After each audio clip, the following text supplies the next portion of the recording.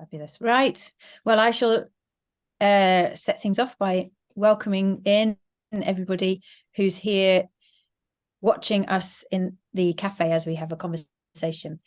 So once again, once a month, Radjoy have been hosting these exchange cafes where we've invited in all sorts of wonderful creatives and thinkers and philosophers and songstresses and musicians to help us grapple with these complex emotions about making and finding beauty in such a wounded landscape and land.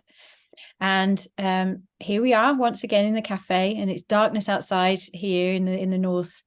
So the cafe tonight has got a roaring fire, and it is all about being cozy. So I invite you to take your absolute favorite chair and sit in there with your cup of whatever it is that you want in your hands, knowing that you're surrounded by good friends, people who you can have those rich and deep, challenging conversations with. And around you are pictures by artists who have come to this place, music by musicians and that plays softly in the background, books by notable authors and writers who have grappled with this concept and with these realities. And today we're having a conversation with Panu Pihkala, and Trebi is going to set off with the conversation in a moment. But before we do that, we just settle in, close our eyes, perhaps, if that feels right, and just breathe. Just notice that you're right here with like-minded people, with thoughts of curiosity and open hearts, and that we are not alone, that we're here with the elements, we're here with the earth, the air, fire and water. We're here with creativity and with joy.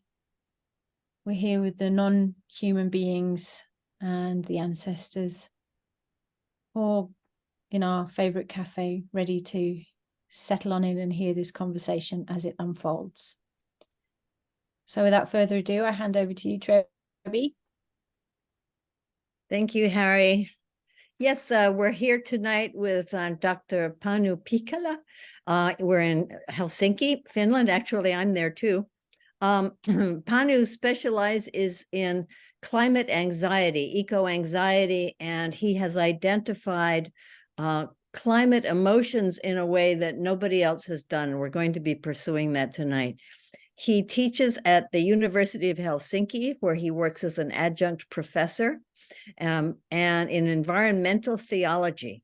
He's written several books on the subject of climate anxiety and climate emotions in Finnish. He's a well-known public speaker on the topic, and he is one of these rare people who is a very skilled writer, a very skilled speaker, and a very skilled facilitator. So we are here tonight, and I have to add that I have been in Finland for the past week, and Panu has been hosting me and arranging events for discussions about radical joy for hard times with a quite amazing collection of people who think about these things in this country. So without further ado, Panu, welcome to Earth Exchange Cafe. Thank you very much. Very good to be here.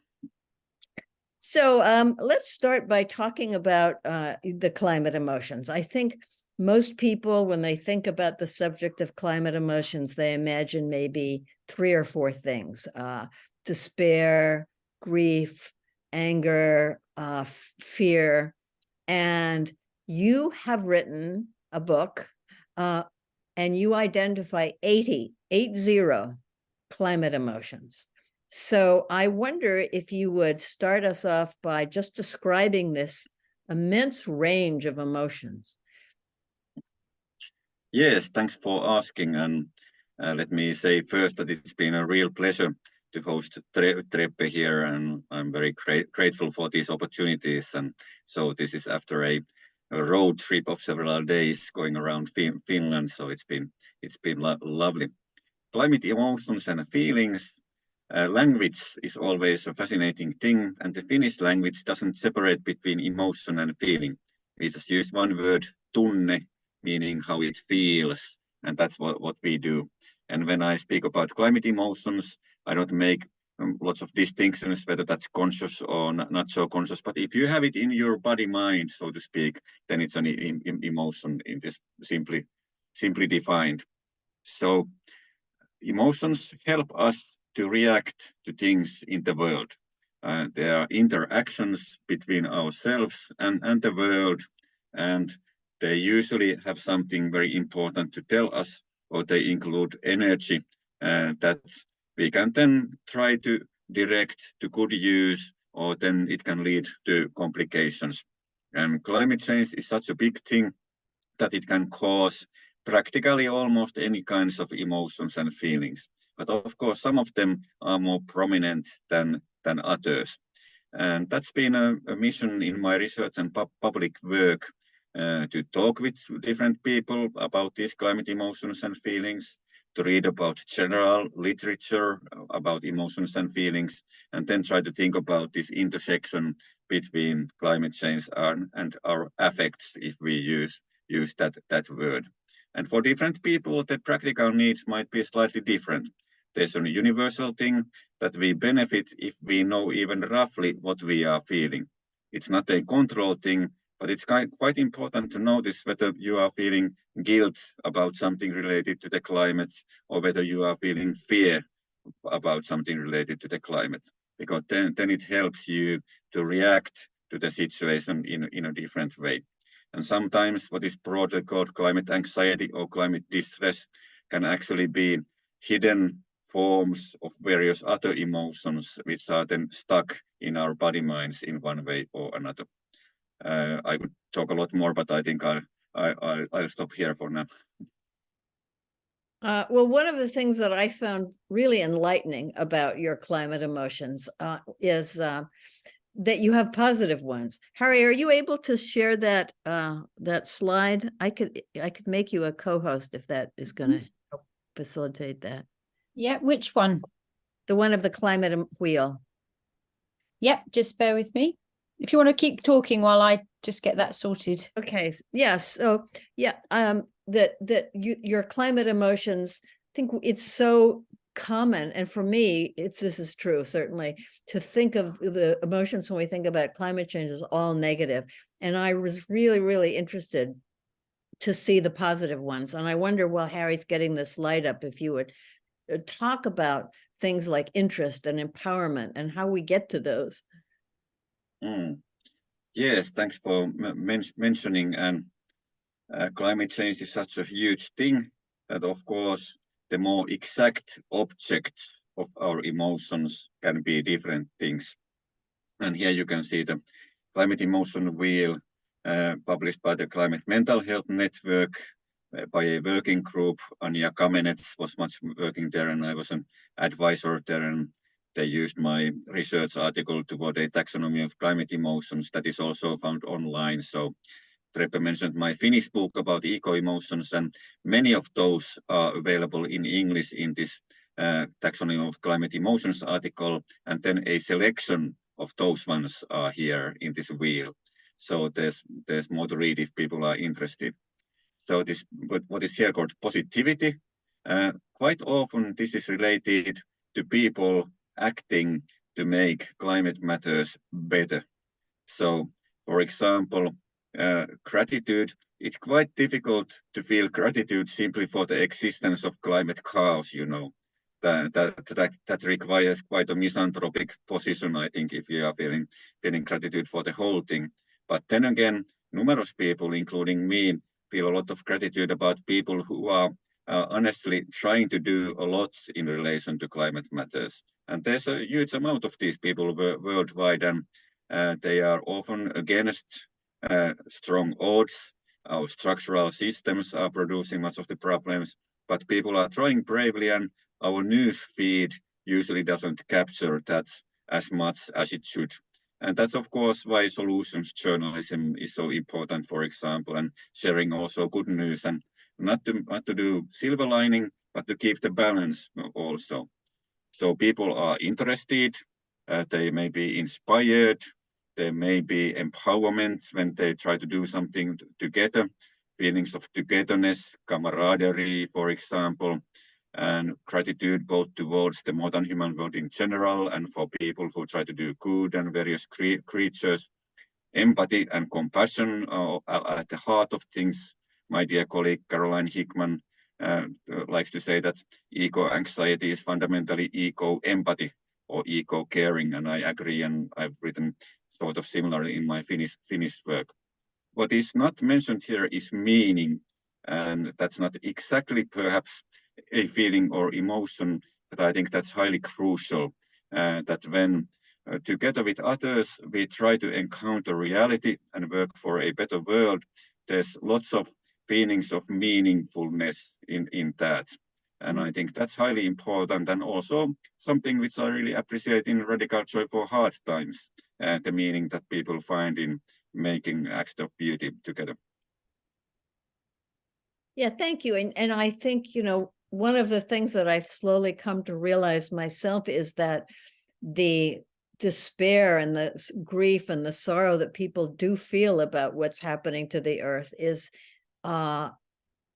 through those emotions of sadness bursts out like a spring through the earth, the realization that we wouldn't feel this way if we didn't love places so much. So yes, thanks for yeah, sharing that, Rebe. And if I may just briefly say that somebody has coined that grief is the price of love and care. Yeah, definitely. And Harry, you can take that particular slide down if you wish now.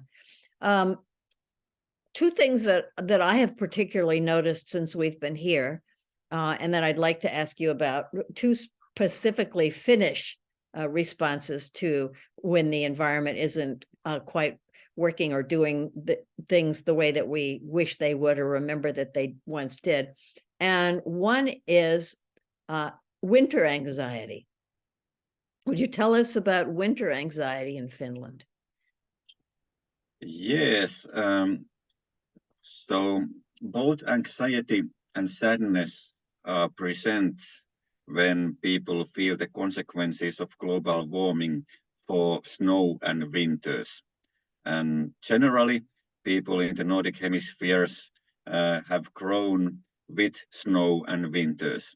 It's part of their life ways, and for some people it's very important also for recreation, and for some people for what they do for a living, for example, like the Sami reindeer herders in northern Finland and so on. And of course, people have different opinions about seasons. Not everybody is a winter person, but still, most people in Finland do feel sadness if there is no real winter or snow around. So, and that causes then, when winter is approaching, technically anxiety, which is uncertainty and a potential problem that we then feel in some way distressed about. So because you can't know what this winter is going to be like. Last year in Helsinki, we had tons of snow. So there was really a lot of snow. A couple of years ago, we had the first winter with no snow at all in Helsinki. And people were really miserable, and it even has public health impacts, you know, because the amount of light affects your health in profound ways. So this word talvisuru, winter grief, is my attempt to give more recognition to these issues in Finnish language. And I was influenced, for example, by Sandra Steingraber, an American environmental writer who wrote that her kids have snow anxiety somewhere around 2011 or something. So this has been noticed in various places, but I've tried to do my part in providing more recognition for this. Yeah, and as we were discussing the other day, in Central Park in New York City, I think it was last year, perhaps it was the year before, they even were having winter anxiety there. because there was a count. There was an official count going on in the city of how many days it had been since it had snowed in Central Park. So I thought that was quite delightful, that even New York City has a bit of winter grief. So the other thing that we have encountered a lot in the last few days, Panu, is the grief about trees. There's so much cutting of the trees here. Can you talk about what the trees mean to Finns and how this massive logging affects people? Yes, thanks for that also. And Finland is a very forest-rich country. It's mostly forests and lakes and swamps. So swamps and mires and bogs and all the words that the English use for this, we have plenty of those. And forests have been central also in the ancient Finno-Ugric worldview and religion and variations of that. So it goes very deep in the Finnish culture and sort of cultural psyche, the role of forests and also individual trees. You know, in ancient times, people had trees that they considered somehow holy or sacred. It might be a place where they memorize the dead, for example. In some instances, it might be a place for sacrifices and that sort of thing. Even as late 19th century, it was not uncommon to have a family tree, usually an old pine that people marked the birth dates and sometimes probably also the death dates of people, and a family had a special tree. That is very rare nowadays, although that might be reviving in some places. So then came the 20th century, and of course there had been lots of cutting down of forests also before, because it's not been easy to make a living in a country as cold as Finland. The Gulf Stream is improving the agricultural conditions a lot, because we are as high as Alaska, you know here, but still we can grow wheat, but still it's been tricky. And some of the artists, for example, in the late 19th century already lamented how much forests have been cut. But then with the coming of industrial forestry, things changed a lot. And there was first resistance among forest owners also in the 1950s, for example, but the state pushed through these very intense clear-cutting methods.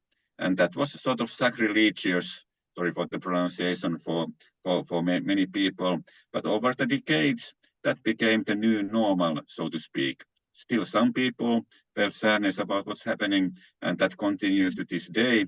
And nowadays, if we talk about ecological grief in Finland, one of the most typical forms is grief about what happens to the forests. And that's socially very loaded and disputed. You know, there's maybe the forest owner who gets the income and has accustomed to do the clear cutting. Then we have, for example, the person who has a summer cottage next to the forest and is deeply shocked when he or she sees that the forest is cut down. So it's often socially contested, leading to so-called disenfranchised grief. And that is a tricky thing around here. But luckily, many people have started to work on that and at least offer safe spaces for people to try to talk about these. And that's where the Radical Joy for Hard Times methodology and the guerrilla beauty methodology also has been very helpful. Yeah. So you just mentioned, and Harry, I'm going to ask this question, then turn it over to you if you have something. But you mentioned disenfranchised grief. Could you elaborate on that a little bit? Yeah, it's a bit of a technical term, and it means grief which is not socially supported or sometimes recognized. There might not be understanding from others towards that grief, and at its worst, it might be actively resisted.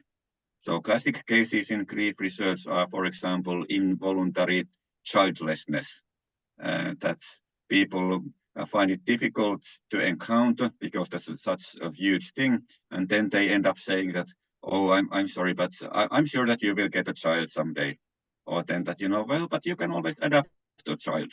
So it might be partly disguised as empathy, and there may be real empathy also, but there is still a lack of ability to really listen and recognize the grief and sadness.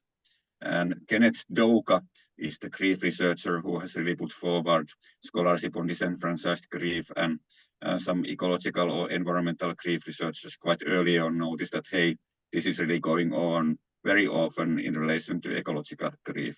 So pet loss and companion animal loss and disenfranchised grief has been much more studied yet than other forms of ecological grief and disenfranchisement. Thanks. Harry, do you? Yeah, thank you for that. It really resonates, and I'm sure people watching this will think, okay, yeah, that feels like a very familiar thing, and it's actually quite a relief to feel that there's a word to say, okay, this makes sense. And I think that you're right. It's popping up in lots of different environments, like the political disenfranchisement, or food production, for instance. I live in a very agricultural landscape where food production is a moral issue. You know, it's moral, ethical. It's got a religious overtone where it's what needs to be done. You know, so I totally get what you're saying about that. This dispute is not just about environmental needs versus the people. There's a lot going on about what's actually sustaining people and why they have those emotions and feelings, which may be many generations inherited. And yeah, I think that's very interesting. So maybe to ask just a really a real physical, a sort of lived experience question, which is, can you explain in your own words what tunne might be, that emotion and feeling nexus, for people who maybe don't realize that emotions and body feeling senses may not be the same thing? There was one word which I found difficult to understand, tumor. Can you, sorry to ask. Is that what you called? I'm trying to. Yeah. Now I get what you mean. It's tunne. Finnish language. Tunne. Yeah, Finnish language is so difficult. So no worries. So tunne. Well, very basically, it's something that you feel, and then how do you feel things? Sometimes it's more in your mind, and sometimes it's in your body or some parts of your body. There's interesting research, actually. A Finnish psychologist, Nummenmaa, has been doing these surveys about what body parts or regions do people associate with certain emotions. And it's quite fascinating that, for example, many people associate certain emotions with certain parts in the body. Of course, it may be more complex than that, and there may be individual variation, but at least often something is felt quite strongly in some parts of your body, it seems. Okay, yeah, so that makes sense. So for instance, so perhaps it would be, looking back at the wheel that you had, positive feelings may be centered in the heart as a very broad generalization, perhaps, or it could be perhaps in the gut. Is that how it works with the research that's been done? Yeah, a bit so, and of course, various positive emotions might also have differences in that regard. For example, if you think about joy, how do you feel in your body when you feel joy? And even some words we use, like it was an uplifting experience, may tell something of the sort of bodily movement related to certain emotions. And the gut or stomach, there can be a lot of things happening there. Some very physiological, like your stomach tightening when you feel some kind of anxiety, for example. But I think the stomach-related feelings and issues can be much more complex also. Yeah, and just relating that to radical joy with the knowledge that you have of it, with that wonderful earth exchange practice, I wonder whether there's something that would be worth researching as a somatic sort of narrative. How do people move their bodies from one state of being into another state of being as they do this process? And that might be quite something to think about in the future. Yes, nice, great. interesting research point. Very Yeah, interesting. heavy. Yeah. Yeah, I love that. And in fact, we've met some people this week who do dance. So, so one thing I've found myself kind of wondering about is we've discussed all these 80 emotions, and Panu also has a deck of cards, like ordinary playing cards, and it has these 80 emotions, and you know, he's spread them out on the floor, and people can walk around and look at the one that most applies to them at that particular moment. So I'm a little bit curious, when people consider these emotions, is there kind of like a flow, like maybe when you're first starting to deal with your reactions to climate change or some kind of an other environmental loss, would it be one thing and then you kind of progress to some other state? Or might you feel any kind of jumble of one thing or another several times a day, or over the course of a week, or with a particular situation? Yeah, thanks for that, Trevi. I shared a link at our chat with a news item in Finnish about the eco-emotion cards that has some pictures, and perhaps that might be shared in Facebook Live also, because Google Translate can even translate the Finnish pretty well nowadays. So that's a miraculous thing. And I'm actually just writing additional material related to the climate emotion wheel. And some of the reflection questions that I've been thinking about are, for example, what kind of sequences of climate emotions do you notice that are typical for you, or otherwise familiar to you? For example, first feeling concerned, then starting to feel a bit helpless, and then starting to feel more depressed would be an example of one cycle. And these can be quite complex. And there's a field called emotion-focused therapy, which is very fascinating. And they often deal with what they call primary emotion and secondary emotion. And they have noticed that we can be socialized into hiding certain emotions quite quickly, and then feeling some other emotion because we have felt the primary emotion. A typical gendered example would be in many societies that there's an emotion norm that a good girl shouldn't be angry in public.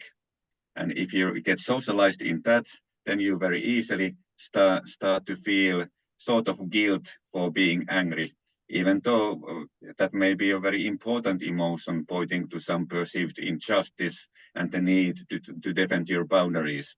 But it may be that because of your social surroundings and things, you're sort of cut off from the wisdom in your anger, and instead you tend to start feeling some other emotion, in this case guilt.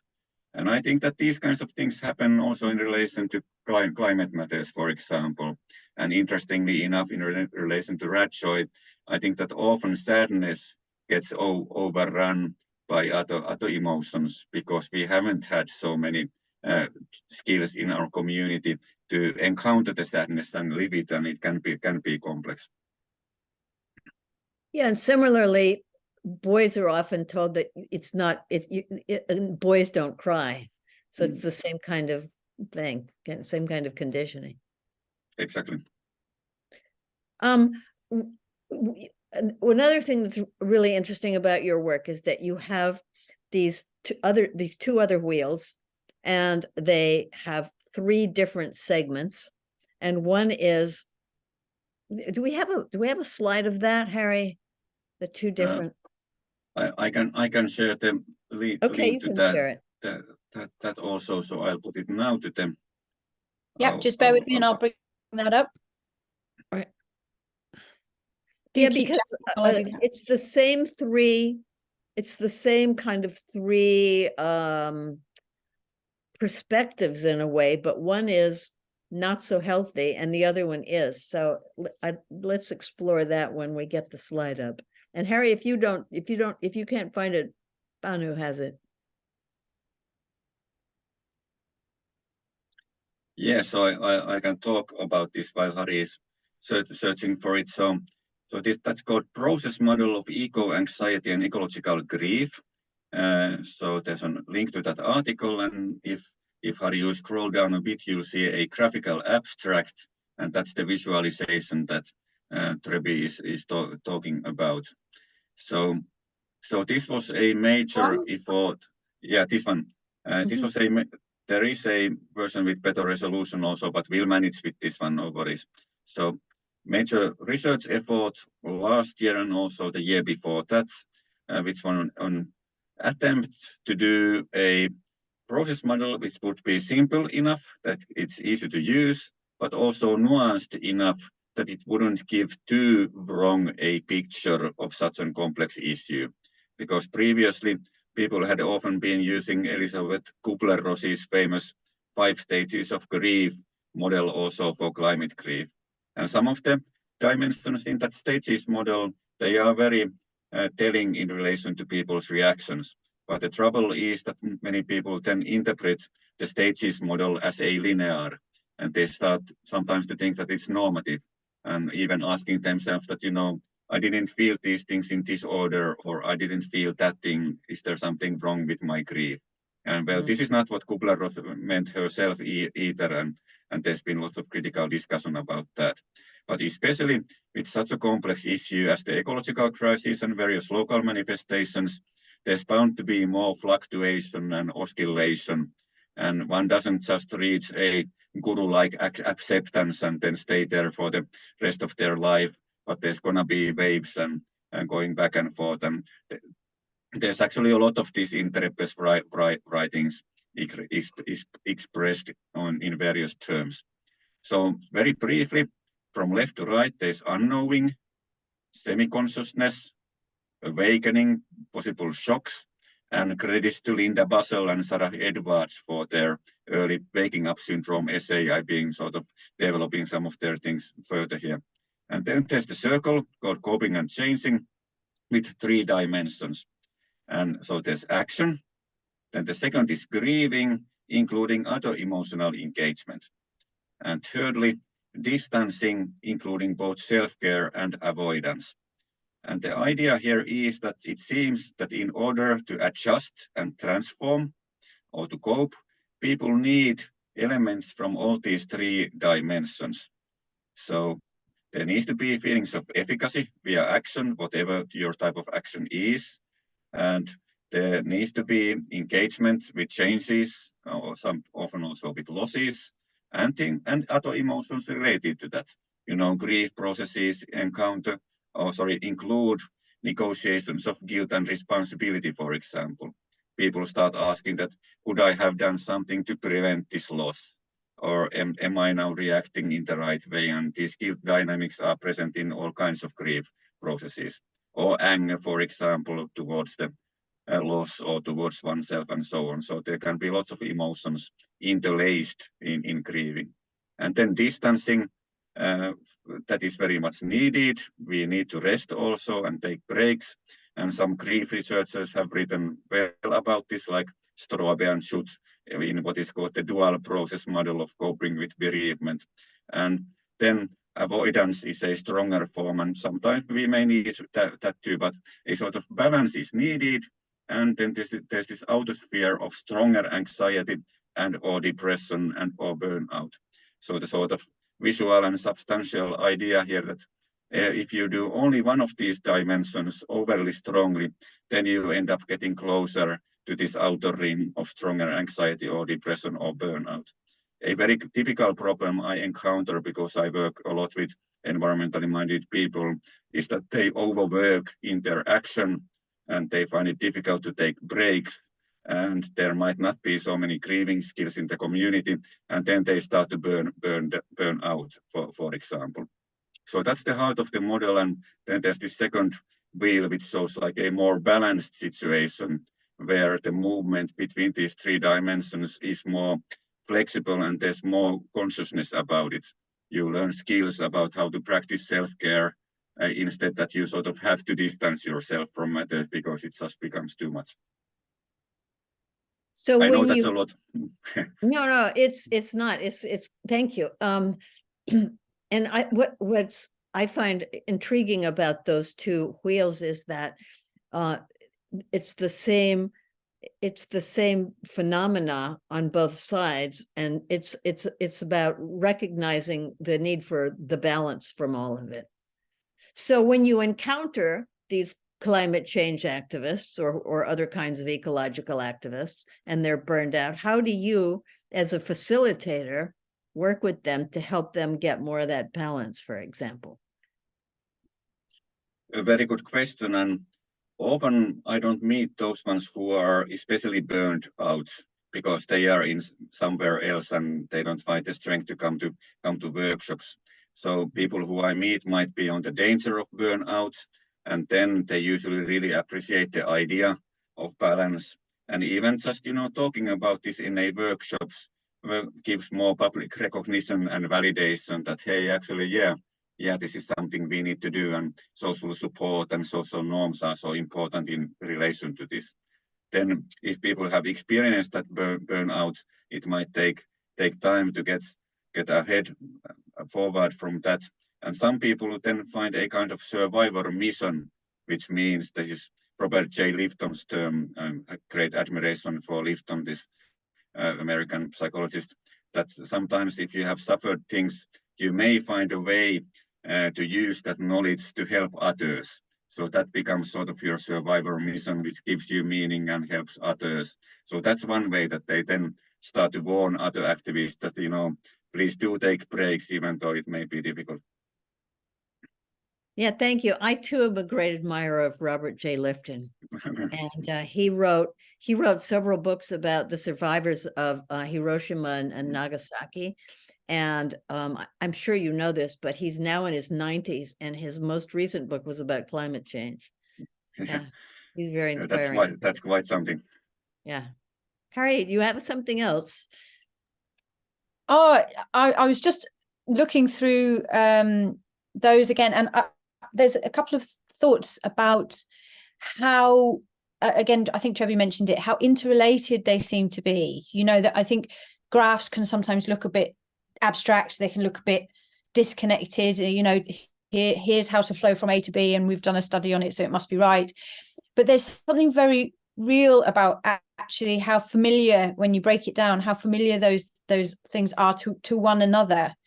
And then when I was just thinking about the wheel and imagining it in 3D, a lot of sort of Four Shields work is, you look in the north and there's some associations with the north and emotion and development stages. You look in the east and there's that sort of thing. So it's quite familiar, but there's this concept that where the deeper you go in any of those directions, you end up coming back to the other side of the wheel. And I wonder whether, and then you're talking about that grief can sometimes be disenfranchised and it ends up being anger, for instance, or self-inflicted shame or something. And so it strikes me that there's something in there about not only this is the primary emotion that then can move into something else, but also how do we, it's the big question, it's $64,000 question, how do we as a culture and as a society help one another move around that sphere to something that's a healthy, wholesome secondary emotion? And I don't know whether I'm asking you that or whether I'm just opening it up to see whether you've ever thought about that sort of wider sort of cultural implications of this whole messy conversation. Warm thanks for that. I find that fascinating and important, and I am co-hosting this podcast provocatively titled Climate Change and Happiness. So what could be a meaningful life amidst climate crisis? And my co-host and really the main primus motor behind that podcast is Thomas Doherty, an experienced eco-psychologist. And Thomas has a saying that all models are wrong, but some are useful. He may have picked that up from somewhere, and I really have that attitude also that you can never make it perfect, but they can be useful. And here 3D is something I have thought about, and also if there could be an element of cyclicity visually included somehow here, that would be great, but we didn't find a way or time to do that. And then the 3 dimensions, a so-called Venn diagram would be better.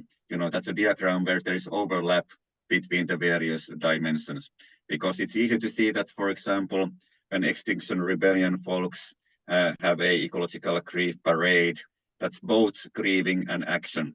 But of course, I still think that there's a need for things that are really action focused and really grieving focused, because it's quite a difficult thing to let yourself weep, for example, as part of a public protest where there can be also aggression against you, for example. So there can be overlap, and I still think that there's a need also for like focused things in relation to the 3. But I'd love if people would experiment also visually and perhaps in relation to movement, in relation to the model. Yeah, would you tell us, because you facilitate workshops and exercises with different groups. So would you just explain some of the ways, describe some of the ways in which you work with people to help them get in touch with these emotions and move through them? Yes, thanks for asking. And it's a balancing act, my life and work also, because there is the research part and then the works of facilitation, but I really enjoy if there can be both in one's life. And 2 methods which I very often use, or let's say 3. One is the eco-emotion cards, which we mentioned. Then one is mind map of eco-emotions. So just a very basic idea that preferably with a pencil or pen, you write down climate crisis or environmental crisis, and you start writing emotion words next to it. And so perhaps with the help of a list of emotion words. And people often get surprised about what they ended up writing. So that's one way to get behind everyday defenses and find out that, hey, I actually feel that too, but I've never put it into words type of thing. So the mind map is a useful tool, and also for Zoom and online things. But what I really enjoy, if there's possibility, is what I call spectrum line of ecological emotions. We can try to put that link also to the Facebook at some point. So that's an activity with a group, preferably not more than 25 people, and 25 is a bit lot, but yeah, still. So in a room, you sort of draw an invisible line, that's the spectrum line, and then you invite people to move along that line in relation to one eco-emotion at a time. For example, I often start with concern or worry. And then I say that first, there's the necessary introductions, of course, having a safe space and active listening. And you don't need to think about what others think of your bodily position if you can, and that sort of thing. So if you feel this emotion, climate concern, let's say, very strongly or very often, let your body move you towards this end of the spectrum line. And if you feel it quite rarely or not so strongly, let your body move you to towards this other side of the line. Then people find a place. Then I ask them to do reflections in pairs, starting from why am I here? What's my thoughts and feelings about this one? And then opening it up for joint discussion. And then another emotion. I might go into guilt after concern, for example. If there is time and space enough, then to sadness, but that's tricky because I found that people have so much suppressed ecological grief or sadness that it's not always reasonable to go there unless you can do something embodied in relation to that. So that's where the combination of Ratjoy methodology would be actually be very helpful often. And then ending this spectrum line activity with something related to empowerment and meaning. And there's often a sort of innate force and direction in groups to move towards meaning in the end anyway. You just have to give that space as a facilitator. So that's something which I really like to do if there's an opportunity, and there's some English guidelines about that. So if somebody wants to experiment, that would be lovely, of course. I've got a question here from Facebook, if it's okay to ask you. It's from Rachel Wheeler, and she's asking specifically about young people. Have you found unique emotions among young people for whom climate change has been a reality their whole lives? So to expand that, would you say that the models that you've researched and the suggestions like the spectrum would be effective for young people? Yes, thanks Rachel for that question. And I have done some research on that also, and of course you hear from people in workshops, even though that's always only a small amount of the population. So we asked about this in the Finnish National Youth Barometer, and then we did this large international survey led by Caroline Hickman and Elizabeth Marks, and I did a lot of work for that also, where we asked people in 10 countries aged 16 to 25 about their climate feelings and opinions. And based on those studies and observations, there are some climate emotions that young people tend to feel more strongly than other age groups on average. But one has to remember that there's always exceptions in age groups. So we have people near retirement who are very, very angry about climate injustices, for example. It's not just the young people, but young people are often very disappointed at decision makers and fossil fuel companies, for example. They may feel betrayed even more than the adult generations. They may feel more powerlessness because they can't even vote. A trouble with environmental education. I'm very much a fan of environmental education. I have tried to work there also. But the challenge is that what do we do when kids realize that we need structural change? So if they are 7-year-old, then they can switch off the lights at school and recycle. But then they are 11 and realize that, hey, this is not going to be enough. But then we don't have power to really change things in the schools or society often. And some environmental educators are then working creatively with providing, citizenship skills and like peaceful protest and other kinds of things. So there can be things that are done, but often then isn't. And that's why the feelings of powerlessness and helplessness can be on average also stronger among young people. So that's some. There would be more also, but I think I'll stop here for now. Any other questions on Facebook? Well, as long as we're looking at those. That's it for now, but that's really fascinating, and definitely some food for thought there about system change and actually emotions become about, well, what are you going to do about it? Really what's going on? My yogurt pot recycling for the last 10 years hasn't made any difference. How do I feel about that? So what's really needed from the adults, in the room? I think that's a really, really good question. And thank you, Rachel, for asking that. Yeah, very good question. Yeah, and that Avad study that Panu was mentioning it was a study among young people in 10 different countries about how they feel about climate change. And one of the statistics that has stuck with me is that 75% of them say they feel frightened about the future. So that's a sad and alarming statistic. It is, and just today we had an event at Helsinki where Treppe was giving the keynote, and young people were one special theme of that event. And one of the themes we touched upon was the sort of dissociative experience of many young people, that on one hand there's this climate awareness, and on the other hand, in many ways societies go on business as usual, or so it seems.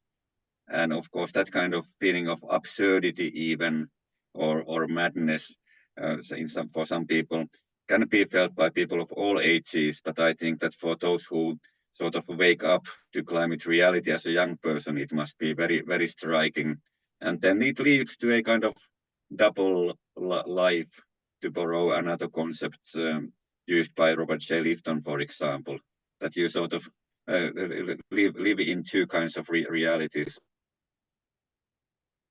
So what are the two kinds of realities? Can you elaborate on that a little bit? Yeah, so on one hand, you know about the ecological crisis and climate crisis, but on the other hand, you may be able, if you are privileged enough, to continue your life still roughly as you have before.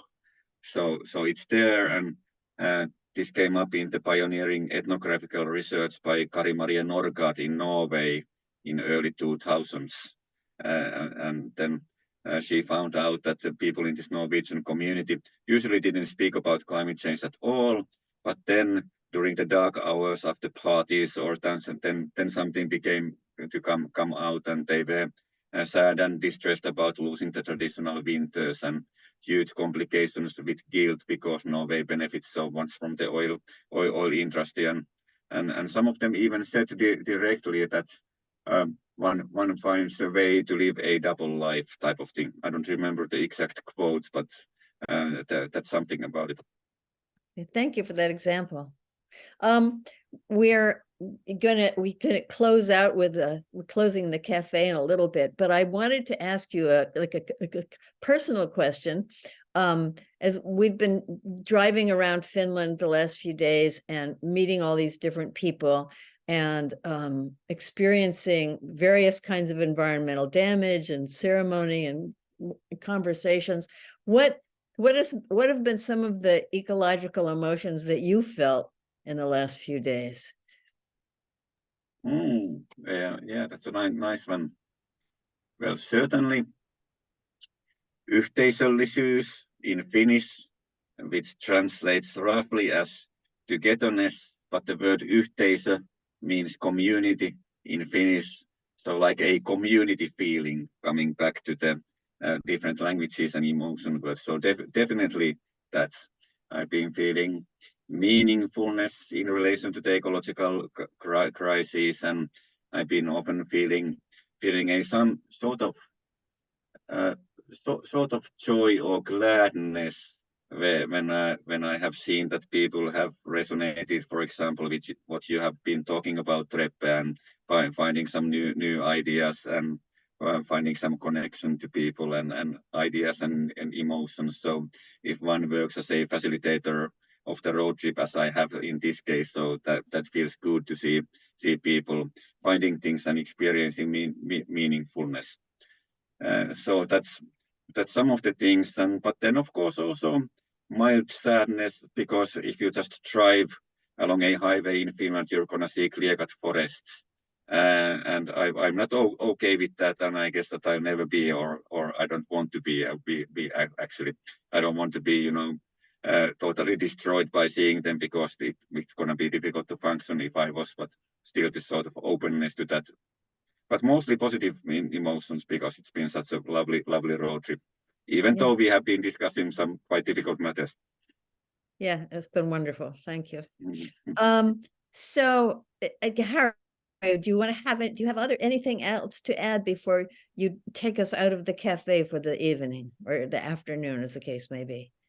No questions have come forth, but if people want to watch this another time, it will be uploaded, and there's plenty of opportunity to put comments and questions.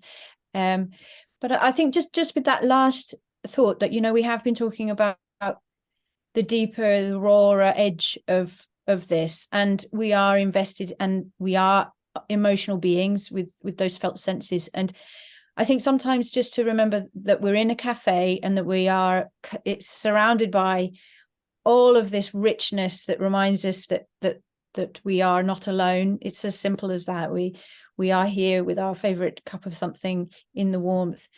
And it's that sense of holding, rather than denying or pushing through into something that's more positive, or, a better, in inverted commas, judgment about what your emotion are. It's to say this is an okay space to have those difficult emotions. And so thank you for bringing that. Thank you for reminding us of that.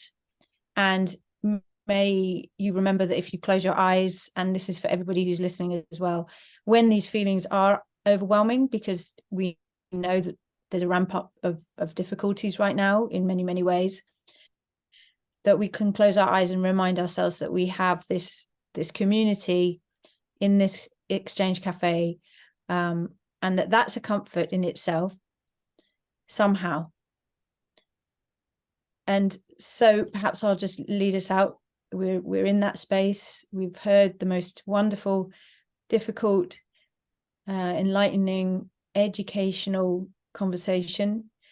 Our hearts are filled with gratitude and our bellies are full of hot chocolate or cups of tea and our favorite cake. And it is now time to allow the fire to die down, and that somebody is going to turn out the lights as we all leave. And as we do, we just give thanks for this place, this safe space for community, and for honesty. And that we will meet each other once again next month to share a little bit of that space, a little refugia that's necessary. Yeah. So thank you so much, Panu and Trebi, for leading the conversation. Thank you, Harry, for the beautiful opening and closing. Panu, thank you so much. It's fascinating to talk with you. Lämmin kiitos. Warm thanks. Thank you.